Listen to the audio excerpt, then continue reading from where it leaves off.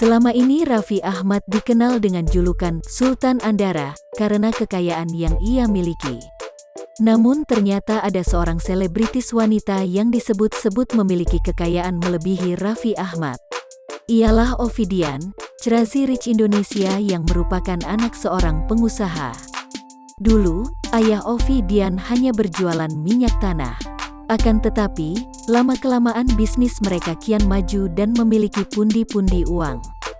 Tidak hanya itu, di pelataran rumahnya ada lapangan golf bahkan masjid pribadi. Namun ia mengungkap bila orang tuanya harus berjuang dari bawah hingga akhirnya bisa sukses. Bapak gue itu dulu tahu enggak jualan apa? Jualan minyak tanah.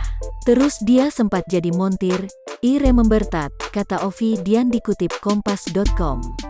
Bagi Ovidian, ayahnya adalah seorang pekerja keras.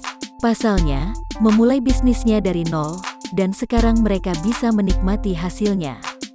He just work very hard, growing from there akhirnya jadi punya pom bensin, sambung Ovi.